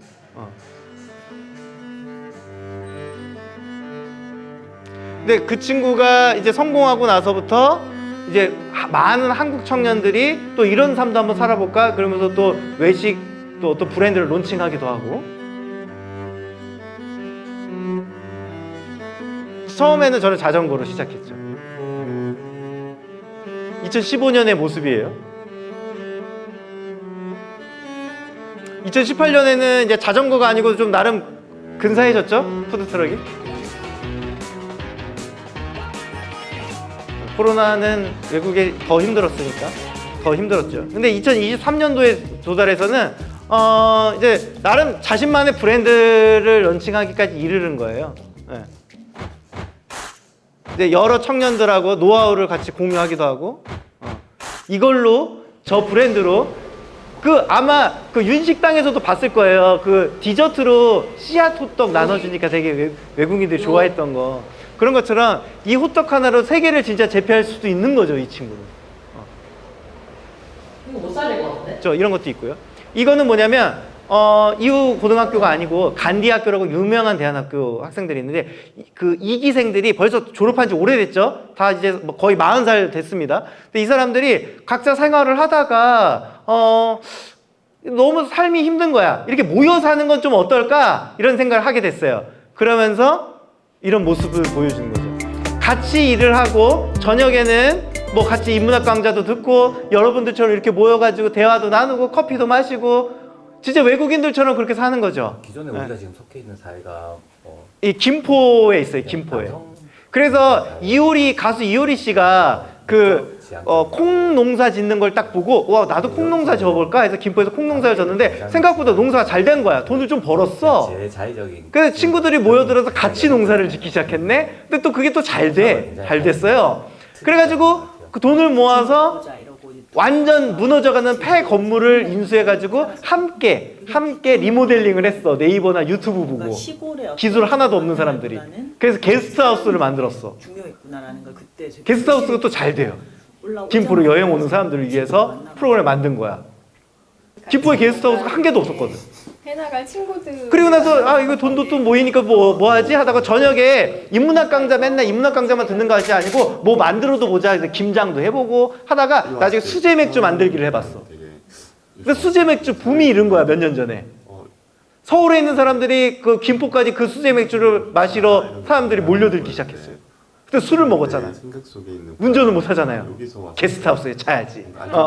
그렇죠. 그 모든 걸 일타쌍피로 하게 된 거죠. 저한테는 지금 그러니까 이 사람들이 모여서 이렇게 사는데 일본에서는 이런 말들이 있어요. 적당히 벌어서 적당히 잘 살기. 일본에 있는 빵집들은 4시 이전에 다 닫아요. 거의 은행보다 빨리 닫아. 은행보다 빨리 닫아. 되게 기다리고 있다. 아이가 생겼다. 왜 은행보다 빨리 닫냐면 적당히 내가 팔 것만 만들어. 그게 다 팔리면은 저녁에 더 뭐 만들고 더 안 해요. 근데 제가 하고 싶은 얘기는 이런 거예요. 저 한의원 가는 걸 좋아하는데 우리 동네 아마 여기도 마찬가지인데 진짜 울트라 초사이언 뭐 대단한 사람이야. 밤 9시에 가도 계시고요. 일요일 날 가도 계셔요. 도대체 저분은 공부 엄청 잘해서 한의대 가가지고 한의사 되셨을 텐데 저분은 도대체 삶이 뭐 낙이 있나? 그런 생각을 갖게 되는 거예요. 뭐지? 나보다 더 불행한 것 같은데 그런 생각이 드는 거예요. 그러니까 내 아이가 그렇게 사는 삶이 과연 옳을까요? 우리나라 폐업신고서 통계청에 따르면 폐업신고서 내는 업종 1위가 뭔지 아세요? 그렇죠. 치킨집이에요. 2위가 뭔지 아세요? 한의원이에요.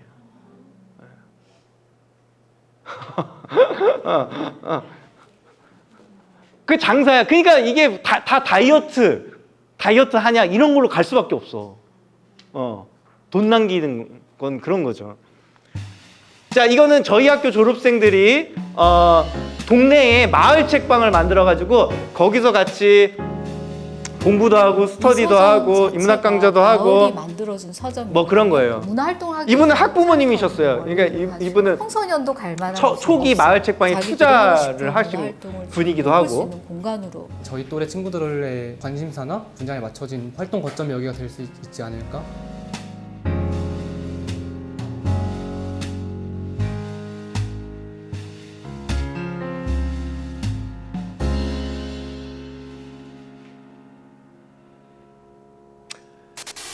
자, 그래서 책을 기획하기도 하고 유명한 작가를 모시고 강연회를 기획하기도 하고 또 그 수익금으로 나름 뭐 의미 있는 일을 하기도 하고 심지어 쉐어하우스라고 하죠. 아이들이 졸업 이후에도 자기들끼리 모여 살고 있는 친구들도 있어요.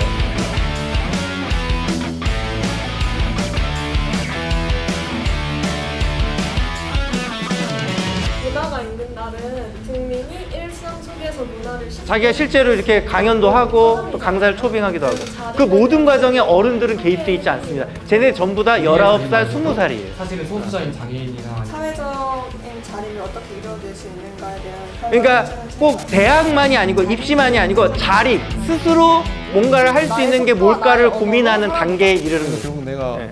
앞으로 뭘 하고 이 친구들이 싶을까 아까 앞에서 저희 학교 설명해 주신 분도 얘기했던 것처럼 사람들하고 저렇게 살면서도 또 대학도 잘 가기도 합니다. 우리만 문화를 네. 만들었으면 좋겠다는 생각이 스스로 있었던 할 수 있는 것 힘이 같아요. 생기면 할 수 있는 원동력을 또 만들어 공부하라고 얘기하지 않아도 스스로 알아서 하는 단계에 도달하겠죠. 그래서 또 저녁에 같이 밥을 지어 먹기도 하고요. 뭐 이렇게 살고 있습니다. 그래서 저는 성공을 이야기하는 게 아니고 인생의 방향을 어떻게 설정해야 될 것인가를 이야기하는 겁니다. 예. 그것이 더 어떻게 보면 더 의미 있는 건지도 모르겠다라는 생각이 드는 거죠. 자, 아까 뭐 저기 그 유성현 선생님이나 수없이 많은 강사분들이 좋은 얘기 해주시고 좋은 대학을 가는 방법 얘기해 주실 거예요. 저는 그 생각에 굉장히 동의합니다. 굉장히 동의하고 저 역시도 그런 이야기를 하고 싶어요. 다만 그걸 꼭 20살에 결론 지어야 된다라는 거는 좀 생각이 다른 거죠. 예. 조금은 여유 있게 가도 괜찮아. 천천히 가더라도 괜찮아라는 얘기를 우리 자녀에게 할 수 있어야 되지 않을까? 이력서보다는 커버레터. 이거 무슨 얘기냐면 실제 그 제일기획에서 한 부사장이었던 그 최인하 씨가 이런 이야기를 한 거예요. 면접을 보다 보면 이상하게 자꾸 질문을 많이 하게 되고 계속 물어보게 되고 좀 오래 면접을 보게 되는 사람이 있고 또 어떤 친구는 금방 면접이 끝나는 친구도 있다라는 거죠. 근데 오래 이야기하게 되는 사람들은 어떤 사람들이냐면 뭔가 삶에 이력이 많아, 굴곡이 많아. 그런 사람들인 거예요. 제가 아까 그 말씀 드렸죠. 제가 지금 저희 동네에 있는 단국대학교에서 상담심리학을 전공하고 있다고. 근데 저희 학교에 제 제일 친한 동기 친구는 대학을 안 나온 친구예요. 나이 30이 넘어서 저보다 이제 10살 이상 더 훨씬 어린 친구지만 나이 30이 넘어서 이제 막 온 거야. 대학을. 그쵸. 대학을. 그러면 그 전에는 뭐 했니? 그러니까 저희 여기 오려고 학점은행제로 수업도 좀 들었고 사회생활도 해보고 아르바이트도 해보고 뭐 직장생활도 해보고 그러다가 지금은 폭력 청소년, 가해 학생, 청소년 상담해주는 어떤 상담기관에서 일을 하게 되다가 상담 심리학에 대해서 관심이 있게 됐고 그러면서 여기까지 오게 됐다. 뒤늦게 30살이 넘어서 이제 처음으로 대학생을 하기 시작했지만 그런 이력의 친구들을 볼 때 저는 굉장히 매력적임을 느낍니다. 그런 친구들이 그 면접 때도 그런 얘기를 했기 때문에 우리 학교가 그 친구를 뽑아줬을 거라고 저는 생각해요. 그 대학교가. 네. 자, 그러니까 모든 거에 다 20살에 다 끝장낼 생각을 하지 않으면 좀 아까 전에 제가 서울예대 극단적인 예를 딱 지금 생각이 났는데 서울예대 같은 경우에도요. 아까 제가 300대 1에서 400대 1이라고 했죠. 맞아요. 3명 뽑아요. 그런데 그 실용음악과가 전문 대졸자 특별 전형이라고 있어요. 뭐냐면 4년제 그 대학교를 2학년까지 마쳤든 아니면 2년제 대학을 졸업을 했든 아니면 학점은행제로 2, 4, 8, 80학점을 이수했든 어쨌든 그걸 하고 나면은 전문대를 졸업한 거와 마찬가지에 전문 학사학위에 준하는 자격을 줘요. 그 사람들만이 지원할 수 있는 전형이 전문 대졸자 특별 전형이야. 학점은행제로 빡세게 하면 1년 만에도 따요. 1년 만에도 따. 그러면은 전문 대졸자 특별 전형으로 그 실용음악과를 지원할 수 있어. 그러면 400대 1이었던 경쟁률이 몇 대 1이 되냐면 14대 1 정도로 줄어들어요. 14대 1도 물론 높지만 14대 1도 못 들을 노래 실력이면은 가수를 안 하는 게 낫습니다. 예. 근데 저는 그런 생각이 들어요. 심지어 사진과는 미달이야. 사진과는 미달이야. 연극영화과도 2대 1 정도밖에 안 돼요. 우리나라에서 제일 유명하다는 데가. 근데 다 20살에 막 달리기를 하려고 하니까 그런 거야. 그냥 내가 정말 실용음악과가 아니고 무슨 극단적으로 부사관 학과를 다니다가 여기를 졸업했는데도 갈 수 있어요. 전문대졸자 특별전형으로 거기를 갈 수 있어. 합격할 수 있죠. 경쟁이 훨씬 더 떨어지고. 그러니까 나의 그동안의 배움과 노력들을 쌓다 보면은 내가 어떤 방향으로 가겠다라는 목적만 뚜렷하고 의지만 있으면 어떻게든 갈 수 있어요. 자꾸 모든 게 다 진짜 20살에 모든 게 끝내겠다라는 그 100m 달리기를 하다가 심장이 터져서 죽어버릴 수 있다는 거예요. 그런 생각을 했으면 좋겠다. 여유를 갖자. 불안해하지 않았으면 좋겠다. 그 말씀을 드립니다. 그래서 부모의 역할을 10가지로 정리해봤어요. 정리해보니 아이의 상황에 대해 객관적으로 이해하기. 아까 말씀드렸죠? 우리 아이는 집에선 순한데 그렇지 않습니다. 또 달라요. 학교에서의 모습과 집에서의 모습이 정반대일 수 있다. 그리고 집에서는 조용한데 학교에서는 굉장히 쾌활하고 잘 지내는 애들도 있어요. 그나마 다행이죠, 이거는. 그나마 다행인 거. 그런 친구들도 있어요. 예. 그리고 집에서는 뭔가 이렇게 이끄는 리더 같은 스타일이 아닌데 학교에서는 굉장히 리더 같은 스타일일 수도 있고 정반대일 수도 있고 그건 정말 몰라요. 그러니까 내가 눈에 보이는 것만이 전부가 아니고 자꾸 객관적으로 이해하려고 노력해 봐야 돼요. 자, 그 다음에 아이의 꿈에 대해서 대화하기. 그러니까 아이의 대학에 대해서 이야기하는 것도 괜찮지만 그걸로만 가면 안 된다. 그래서 결론적으로 뭘 할 건데. 그러니까 예를 들자면 이런 거예요. 사회복지학과, 유명한 학교 중에 중앙대 사회복지학과나 서울시립대 사회복지학과가 있다. 아이도 그게 목표야. 그리고 거기로 대화가 끝나면 안 돼. 그래서 사회복지학과를 졸업하고 난 다음에 넌 뭘 하고 싶은데? 라는 데까지 가야 돼요. 최종적으로 네가 하고 싶은 게 뭔데? 중학교 때 그런 이야기를 심어주면 더 좋죠. 근데 만약에 아직 진로가 불명확하다, 진로가 없다, 그런 친구도 많아요. 근데 그거를 압박감을 주면 안 돼. 야, 너는 왜 아직 꿈이 없니? 학생이 어떻게 꿈이 없을 수 있어? 그건 부모님들 때 생각이에요. 아이는 어떻게 생각하고 있냐면 약간 좀 요즘에 얼마 전에 헬조선이란 말 기억하시죠? 몇 년 전에 뭐만 하면 헬조선. 지옥의 조선이라는 거죠. 요즘에는 어떤 단어가 유행해요? 요즘에는 각자도생. 요즘엔 각자도생 아니에요. 안전에 대한 불안감 굉장히 크고 애들이 뭐라고 하니 꿈이 없는데 왜 너 꿈이 안 갖고 있니라고 얘기하면 애들이 뭐라고 하냐면 이런 얘기를 해요. 아니 어른들이 세상을 이렇게 만들어 놓고 나서 왜 꿈이 없냐고 물어보시면 어떡합니까? 그럴 수 있죠. 그럴 수 있습니다. 그러니까 저는 부모님들이 꼭 드리고 싶은 부탁 말씀은 꿈이 없어도 좀 기다려 줄 수 있어야 돼요. 다만 그거에 대해서 자꾸 얘기는 해야 돼요. 같이 탐색하는 친구가 돼줘야 되는데 이런 것도 있어요. 애들이나 부모님이나 착각하는 것 중에 하나가 어떤 전공을 가지면 정말 어떤 직업을 갖고 싶으면 반드시 그 과를 졸업해야지만 된다라고 생각해. 꼭 그런 건 아니에요. 물론 그런 직업도 있지만 그렇지 않은 직업도 많아요. 근데 애들이 어떤 착각에 빠지냐면 부모님을 제외하고는 제일 많이 만나는 사람들이 학교 선생님이란 말이야. 근데 학교 선생님은 굉장히 특이한 직군이에요. 자기 전공대로 직업을 가진 특이한 선생님이야. 국문학과나 국어교육과를 나왔으니까 국어 선생님이 되고 사학과나 역사교육과를 나왔으니까 역사 선생님이 된 아주 특이한 케이스야. 근데 우리 부모님들 자기 전공대로 지금 살고 계신가요? 대학을 나오신 분도 있고 안 그러신 분도 있겠지만 자기 전공대로 직업을 가졌나요? 그리고 주변 사람들을 보세요. 주변 사람들도 자기 전공대로 그걸 했나요? 아니잖아요. 제가 원래 교사하기 전에 2년 정도는 언론사에 있었어요. 제가 원래 신문사 기자도 했었는데 보면은 신문방송학과 나온 선배 후배들은 10명 중에 1명 정도밖에 안 되는 것 같아요. 대부분이 종교학과도 있고 뭐였더라? 식품영양학과도 있고 근데 지금 신문사 기자 생활을. 자기 전공대로 꼭 사는 건 아니에요. 특히 대한민국 더더욱 그래. 근데 자꾸 우리는 그런 불안감을 가져요. 너 이과를 나와야 돼. 너 빨리 이게 진로 설정해야 돼. 그리고 부모님들 지금 갖고 계신 직업을 아니면 남편분들이나 지금 갖고 계신 직업을 몇 살 때 결심했습니까? 여기서 아마 70% 이상이 20대 이후에 결심한 직업을 갖고 계실걸요? 근데 지금 우리 애들한테는 너 중학생인데 왜 꿈이 없니? 너 고등학생인데 왜 아직 꿈이 없니? 저도요, 교사를 처음 생각한 거를 몇 살 때 제일 처음 생각했냐면 24살 때 제일 처음 생각했어요. 학교 생활 하다가.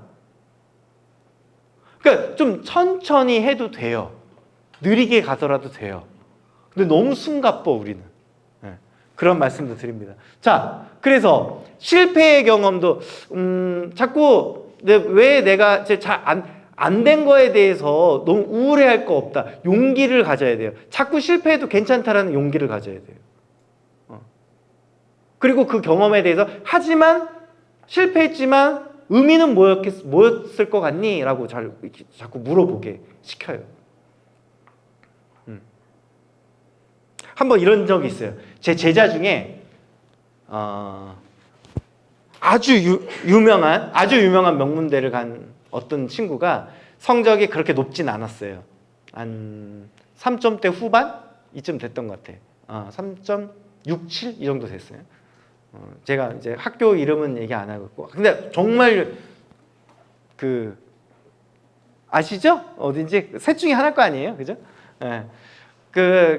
갔는데 사실 3점대 후반으로 어렵잖아요. 그런 학교 가는 건. 근데 자기소개서에다가 어떻게 썼냐면 이 친구가 지금은 자기소개서 오래 없어졌지만 또 모르죠, 또 언제 부활할지. 근데 이 친구가 뭐라고 썼냐면 이런 얘기를 썼어요. 학교에 그 계단이, 그러니까 내부에 있는 계단 말고 학교 바깥에 있는 학교 그 진입할 때 쓰는 그 계단이 밤에 깜깜할 때는 너무 계단이 잘 안 보인다. 그래가지고 겨울에는 너무 위험해가지고 미끄러져서 넘어지는 사람도 있었고 실제로. 그리고 항상 그런 위험이 있었다. 그래서 자기는 그거를 불을 밝히고 싶은 거야. 그래가지고 자기는 문과인데 저 불 밝히는 걸 공부를 했대. 어떻게 하면 불을 밝힐 수 있을 것인가. 문과인데. 그래서 아두이노를 갖다가 이렇게 연결하면은 이게 불이 켜지겠구나. 이렇게 연구를 해가지고 고민을 해서 막 실제로 그 계단에다가 아두이노 LED를 설치를 해본 거야. 근데 교실에서 테스트할 때는 잘 됐는데 밖에 나가니까 또 안 됐어. 결론은 실패야. 결론은 실패였어. 근데 그 친구는 자기소개서에다가 당당하게 그 실패의 경험에 대해서 썼어요. 근데 여기서 되게 많은 걸 주죠. 주변 친구들을 걱정하고 주변 친구들을 위했던 어떤 그런 배려의 마음. 문과지만 도전했던 이과적인 마인드. 실패를 두려워하지 않는 저 약간 다소 어떻게 보면 뻔뻔하기도 하고 저 용기. 내가 교수여도 뽑을 것 같아. 실패의 경험을 썼어도. 네. 저는 그렇습니다. 그러니까 그런 의미가 더 중요하지 않을까요? 네. 그래서 실패의 경험에 대해서 우리가 자유롭게 이야기할 수 있어야 되고요. 공부의 의미에 대해서 대화하게. 왜 우리는 공부를 하는 것인가? 써먹기 위해서 써먹기 위해서 이거 하면은 어디 돈이 나오는 그게 아니고 공부란 원래 신성한 거다. 인간은 죽을 때까지 공부할 수밖에 없는 존재다. 거짓말하면 안 돼. 3년만 참으면 된다고 얘기하면 안 돼요. 네. 자, 그리고 경험의 의미에 대해서 확인하게. 우리가 어떤 걸 갈 때에는 준비를 막 하다가도 예를 들면 이런 거예요. 부모님들 언제 우리 바캉스 어디 간다고 해. 그 계획을 잘 해요. 시간 타임 10분 간격으로 막 계획하기도 하고 막 그쵸? 탁탁탁탁 해가지고 여행을 잘 갔다 와. 근데 우리가 여행을 갔다 오고 나서는 너무 피곤하니까 거기서 막 쉬어버리고 이제 거기서 끝난단 말이야. 근데 사실은 그 여행도 체험학습이라는 것도 진짜 의미가 있으려면은 갈 때 계획했던 것만큼 갔다가 오고 난 다음에 이번에 너는 어땠니? 어떤 게 아쉬웠니? 어떤 게 우리가 계획적인 부분에서 어떤 거는 좀 부족했을까? 이런 걸 아이하고 대화할 수 있는 수준이 돼야 된다. 마찬가지야. 이번에 어떤 성적이 어떤 게 좀 잘 안 나왔어. 안 나왔어도 그래도 네가 이거 하나 남겼다라고 얘기할 수 있는 건 뭐니? 이거 하나만큼 의미 있게 기억되는 순간은 뭐야?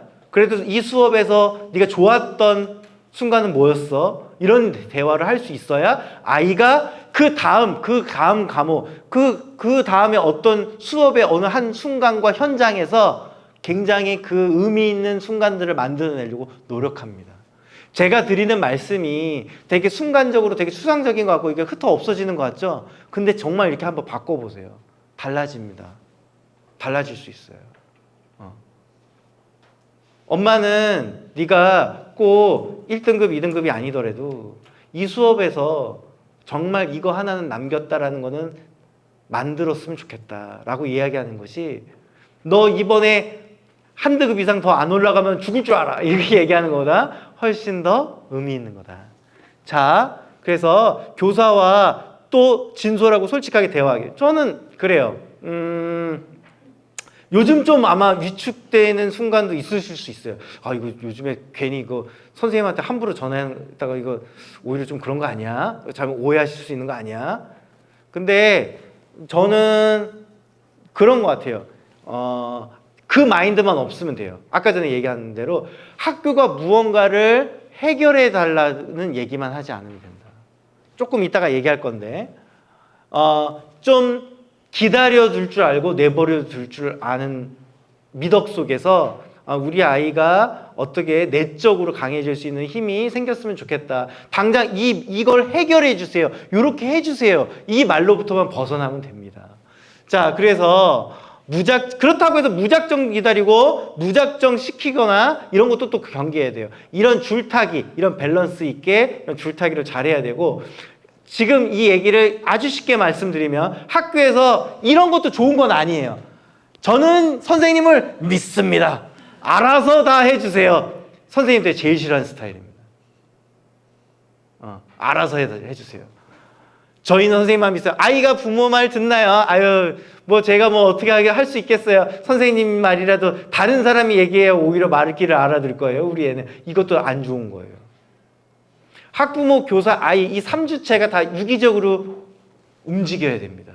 자, 그래서 남 탓하지 않고 요즘 우리 애가 요즘에 표정이 좀 이상한데 뭐 좀 무슨 일이 있나요? 뭐 이게 너무 인상으로만 의존해서도 안 되고요. 일단 용기 있게 아이하고 진솔하게 얘기하고 여기서 해결책을 찾기 위해서 선생님 좀 도와주세요 라고 얘기하는 게 더 맞습니다.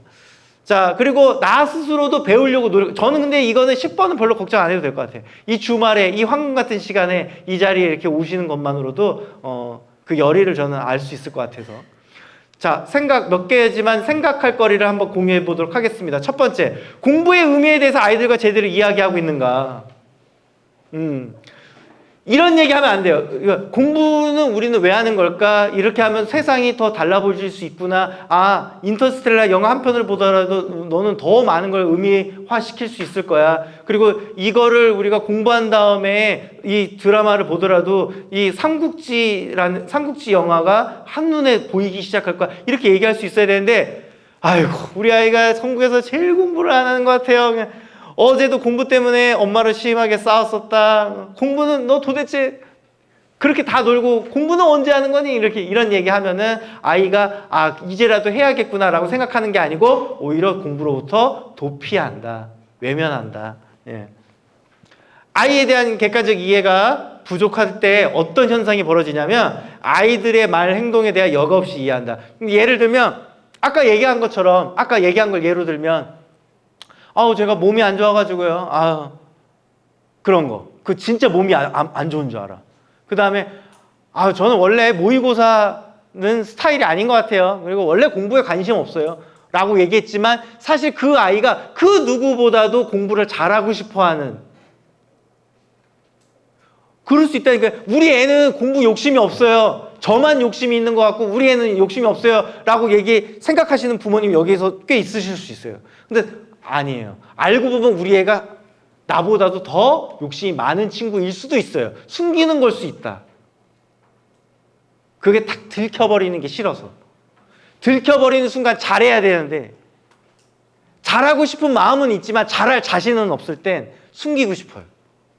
그러니까 아이의 공부 관심 없는 척 하는 애도 있을 수 있다. 근데 교사의 눈에는 그게 다 보이거든요. 그러니까 교사들과 또 대화가 좀 잘 돼야 돼. 허심탄회한 대화. 자, 그리고 인상 비평, 과도한 주관적 이해. 제가 볼 때 우리 아이는 이런 아이입니다. 라는 주관적 이해도 지양해야 된다.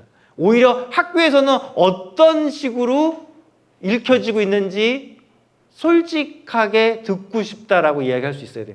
최근에 이런 일이 있었어요. 어떤 학부모님이 이제 제가 교사다 보니까 또 제가 이런 강의도 하고 컨설팅하고 뭐 하는 사람이다 보니까 이런 질문들이 많이 들어오는데 최근에 어떤 질문들이 들어왔냐면 저랑 아주 친하신 분이 우리 아이가 학교 초등학생인데 초등학교 6학년인가 5학년인가 그런데 선생님하고 대화하다가 학부모 상담을 했는데 우리 아이를 독특하다라고 표현했다는 거야. 아, 김땡땡 친구는요 독특한 친구죠. 근데 이 말이 계속 집에 와서 걸리는 거야. 그래서 독특하다는 게 무슨 뜻일까? 창의성이 좋게 생각하면 창의성이 높다는 뜻인가? 아니면 너무 괴짜여가지고 우리 주변 사람들을 너무 힘들게 한다는 뜻인가? 모르겠는 거야. 그러니까 혼자 끙끙 알면 안 돼. 그게 어떤 의미인지 제가 좀 궁금하고 그걸 통해서 저도 좀 아이에게 더 다가가고 싶어서 그런다. 좀 구체화시켜서 말씀을 해달라. 그렇게 과감하게 여쭤볼 필요도 있어요. 자꾸 요구하는 게 아니고 공유해달라고 해야 되는 거지. 선생님만 알고 있는 정보를 나하고 함께 알려달라. 이렇게 해주세요. 이게 아니고 함께 가졌으면 좋겠다. 자, 그런 마음. 아이가 내 마음을 몰라주는 것 같아 서운하고 우울하다. 엄마가 서운해하는 것도 티를 너무 내면 안 돼. 그러면 애가 입을 닫아요. 입을 닫아. 공유를 안 하려고 해요, 엄마하고. 선생님도 마찬가지죠. 선생님도 나한테 실망했다는 느낌을 가지면 선생님하고 공유 안 해요. 그럼 이제 친구하고만 만나서 얘기하지. 근데 친구 관계는 사실 좋았다가도 안 좋아지고 안 좋았다가도 좋아지고 막 그러거든요. 그러다 보면은 이제 친구도 내 편이 아니게 되고 그러면 애가 외톨이가 되는 거야. 셋 다 완벽하기는 쉽지는 않아요, 솔직히. 하지만 엄마가 됐든 선생님이 됐든 친구들이 됐든 셋 중에 하나는 살아있어야 돼. 그래도 채널이. 자, 자녀 교육의 과잉 혹은 결핍. 자녀에게 가르쳐야 할 것을 너무 방치해도 안 된다. 그러니까 노력 습관, 인간에 대한 예의, 존중, 타인의 이해, 책임감, 청소, 정리정돈, 인내와 끈기 이런 것들도 더불어서 포기하면 안 돼요. 근데 이거를 10살 되기 전에는 잘 가르쳤었는데 10살 되고 나서 이제 초등학교 한 3, 4학년쯤 되고 이제 해법 수학 정도 풀기 시작한 어느 순간대부터는 이제 오로지 공부가 너무 바쁘고 여력이 안 되니까 저런 것들을 언젠가부터 방치하기 시작하는 거야. 그러면 안 된다. 자, 그리고 자녀 스스로 해야 할 것도 너무 관여해서 안 돼. 근데 때로는 모른 척 넘어가 주는 것도 필요해요. 코치코치 묻고 확인하고 자녀의 입장에서만 이해하고 전전긍긍 불안감은 전염병이죠. 엄마가 불안해하면 애도 불안해합니다. 그래서 불안해하고 너의 어려움은 내가 대신 극복해줄게. 그래도 안 되는 거죠. 실패하더라도 애가 스스로 그 실패 속에서 깨달음을 얻을 수 있게 해줘야 된다. 5번째, 학교 교사에 대한 과도한 요구를 하고 있지 않은가 한번 생각해 봐야 돼요. 그래서 과도한 책임, 역량, 노력을 요구해도 안 된다. 선생님 바꿔달라? 이거 안 돼요. 예를 들면 특수 선생님 바꿔달라? 특수 학교가 아닌 이상 특수 교사는 한 명만 있어요. 다른 분들은 보조 교사야. 특수 교사는 대부분 한 명만 있어. 근데 여기서 특수 교사를 바꿔달라는 건 무슨 얘기예요? 특수 교사가 한 명만 있는데 우리 학교 실정상 그리고 자꾸 통합학급에 대한 교육의 노력도 나 이해는 가. 정상적으로 아이가 사회생활을 하려면 정상적인 아이들하고 같이 있어야 된다는 생각을 하게 되겠죠. 일반 학생들이랑 같이 있어야 된다는 생각도 하긴 하겠죠. 하지만 우리 아이를 위한 교육과정이 아예 없어. 일반 학교는 말 그대로 문과, 이과만 있는 거예요. 예술계 고등학교에서는 예체능계 교육과정이 있겠죠. 장애 학생들을 위한 교육과정은 미안한 말씀이지만 냉정하게 얘기해서 특수학교에만 있는 거예요. 근데 마치 내가 우리 아이를 특수학교에 보내면 내가 진 것 같은 생각을 하는 순간 그것도 실패한 거예요. 그러니까 자꾸 자녀 교육에 있어서 내 욕심을 너무 부리면 안 돼. 내려놓을 수 있어야 돼요. 우리 애는 이렇게 키워야 된다. 저렇게 키워야 된다. 마치 예를 들자면 나는 어떤 국제고등학교를 보내고 싶었어. 어느 외국어 고등학교를 보내고 싶었어. 근데 못 보내서 결과적으로. 그럼 거기서 일단 내가 모든 게 실패했고 패배감에 젖어 있으면 안 돼요. 그 나의 패배감이 전염병처럼 아이한테도 가는 거예요. 그래서는 안 된다. 따지고 보면 똑같거든요. 예를 들면 저는 제가 위례신도시라는 도시에 살았는데 그거 되게 특이해요. 위례신도시가. 절반은 성남이고 절반은 송파예요. 같은 위례신도시 안에서도. 근데 학부모들끼리 막 그런 얘기하는 거야. 이왕이면은 송파 쪽 24단지 쪽에서 있었으면 좋겠대. 거기가 더 교육 환경이 좋을 것 같다는 거야. 성남은 좀 그렇지 않니? 근데 같은 교사 입장에서 볼 때는 서울 임용고시가 따로 있고 경기 임용고시가 따로 뭐 더 쉽고 어렵고 그런 거 아니거든요. 다 똑같은 사람들이야. 근데 왜 그런 마인드를 갖지? 그러니까 그런 것들도 다 불안감에서 발생되는 거예요. 자, 그 다음에 학교는 교육 서비스를 제공하는 곳인가? 뭐뭐 카더라. 제가 가끔가다 이런 적 있어요. 제가 이렇게 업무를 볼 때 저는 이제 외부 강의를 많이 하니까 오전에 학교에 안 있고 어디 커피숍에서 막 이렇게 PT 준비할 때가 있어. 여기 옆 테이블에 이제 엄마 두 분이 온 거야.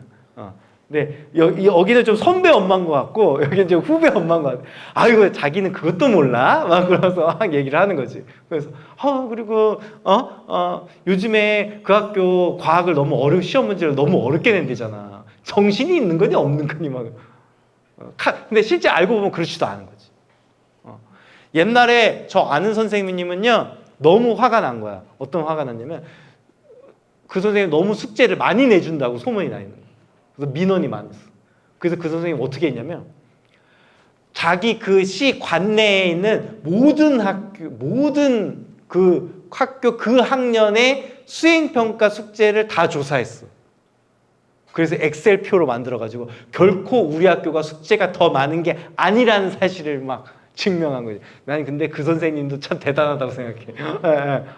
독해. 그죠? 그래서 오히려 나는 동지다, 파트너십을 가지려는 마인드로 선생님께 다가가셨으면 좋겠고요.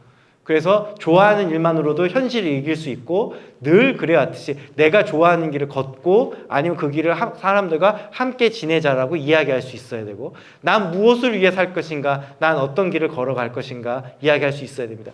제일 맨 마지막에 제가 오늘 하고 싶은 가장 마지막 이야기를 좀 할게요. 제일 마지막에 제가 좀 글은 읽지만 제가 읽어보겠습니다. 내가 수능을 본 게 언제였는지 가늠해보니 20년이 훌쩍 넘었다. 기억이 생생한데 어찌 그렇게 시간이 흘렀는지 모르겠다. 그때만 해도 시험이 내 인생에 더는 없을 줄 알았다. 그런데 알고 보니 수능보다도 더욱 떨리는 시험의 순간들이 삶의 고비마다 나를 기다리고 있었다. 그리고 나는 안다. 사실 지금도 그렇고 앞으로도 시험은 늘 찾아온다는 사실을 말이다. 제가 저번 달에도 토익 시험을 봤어요. 그죠? 예. 시험의 성패가 삶의 전부는 절대 아니다. 생각해보면 나는 그동안 그 여럿의 시험을 비교적 잘 넘겨온 편이었다. 그러나 나를 시험에 들게 했던 수많은 순간을 늘 현명하게 잘 지나친 건 아니다. 시험이라는 제도를 잘 이해했고 어떻게 하면 최적의 효율로 최대의 성과를 낼 수 있는 지혜만 관심이 있었다. 누구와 함께 어떤 방법으로 그 고비를 지나치고 관문을 넘어설지에는 서툴렀거나 관심 자체를 두지 않았다. 그래서 제가 옛날에는 친구가 없었어요. 예. 자, 그래서 하지만 시험이라는 일종의 통과에 의해서 늘 승리만 할 수도 없고 그래서도 안 된다. 결국 시험 이후에 내 자세를 생각해 본다. 어떤 마음가짐과 어떤 성찰을 품은 내 감정과 경험이냐에 따라 내 모습이 만들어지겠지. 수능이라는 시험이 중요하지 않다는 말은 결코 아니다. 그저 앞으로 있을 수많은 중요한 시험들과 마찬가지로 그 많은 시험 중 그저 하나라는 말을 하고 싶을 뿐이다. 모쪼록 준비한 만큼의 결과를 내길 바라고 설령 그렇지 않은 성적표를 받게 되더라도 마찬가지로 중요한, 아니 어쩌면 삶의 고비와 길목에서 우리에게 손흔들며 더욱 값진 시험임을 스스로 가리키는 앞으로의 일들을 기약하길 바란다. 그때 만나게 될 시험은 어려움 혹은 고난이라는 포장지만 둘러싼 기회일 것이고 앞으로 살면서 부단히 찾아오리라 나는 믿는다. 이런 얘기입니다. 제가 아이들에게 전하고 싶었던 진심이었고요. 이렇게 수능이라는 시험이 중요하지 않다는 말은 아니지만 꼭 그 길만이 방법이 아니고 또 그 길 간다 하더라도 조금 천천히 가도 괜찮다. 여유를 갖자. 그런 이야기를 좀 하고 싶습니다. 아마 부모님들 제가 노골적으로 이런 얘기도 한번 해볼까요? 짧게 노골적으로 짧게 뭐냐면 나는 다 계획이 있어. 그리고 테크트리도 다 쌓았어.